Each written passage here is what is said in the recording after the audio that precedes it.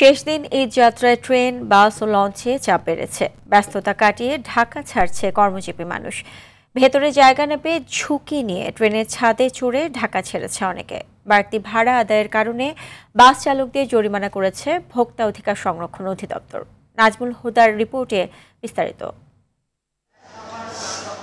গ্রামে থাকা প্রিয়জনের সাথে ঈদের আনন্দ ভাগাভাগি করে নিতে যে যেভাবে পেরেছে ছেড়েছে কাজের শহর ঢাকা। শেষ দিনে কমলাপুরের চিত্র ছিল এমন। কিছুটা শিডিউল বিপর্যয়ে থাকলেও কমলাপুর থেকে গন্তব্যে ছেড়েছে ট্রেন। যাত্রী চাপে টিকিট কেটেও কেউ কেউ প্রবেশ করতে পারেনি ভেতরে। ফলে জীবনের ঝুঁকি নিয়ে ট্রেনের ছাদে চেপে বসতে হয়েছে অনেককে।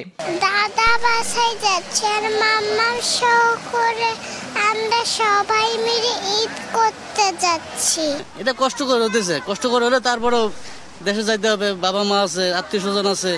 আমরা যাচ্ছি শ্বশুর বাড়ি আর হাজবেন্ড, আমি, আমার 2 বাচ্চা। এখন স্ট্যান্ডিংয়ের ভিতরে তো জায়গা দরকার, পর্যাপ্ত পরিমাণ জায়গা দরকার, থাকার দরকার, কিন্তু আমরা তো জায়গাটা সেই পাচ্ছি না, এই কারণে আমরা ছাদে উঠছি। ট্রেনের চিত্র যখন এমন, তখন বাসেও ছিল বাড়তি চাপ। সড়কে তীব্র যানজটের কারণে সময় মতো ছেড়ে যায়নি কোনো বাসই। ছিল বাড়তি ভাড়া নেওয়ার অভিযোগ। আপনার এমনিতে 500 টাকা করে আমরা সব জায়গায় আপ ডাউন করি, ঈদের সময় ওরা 100 টাকা, তারপর আপনার যেমন ইমাদ পরিবহন ওরা 650 টাকা করে নিচ্ছে। তো এটা একটু আমাদের জন্য একটু হাই হয়ে গেছে। ঈদ অনুযায়ী মনে করেন 50 টাকা বেশি করে নিচ্ছে, আগে ছিল 500। এ বিষয়ে যাত্রীদের অভিযোগের সত্যতা পান জাতীয় ভোক্তা অধিকার সংরক্ষণ অধিদপ্তর। ফলে কাউন্টারগুলোকে গুনতে হয় জরিমানাও।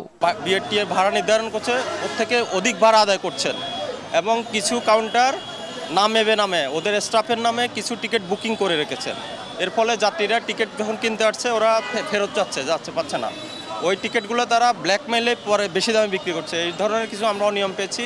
এদিকে লঞ্চ যাত্রায় যাত্রী ভোগান্তি ঠেকাতে তৎপর ছিলেন কোস্টগার্ডের সদস্যরা। পরিদর্শনে গিয়ে স্বরাষ্ট্র উপদেষ্টা বাড়তি ভাড়া ও হয়রানি না করতে নির্দেশনা দেন।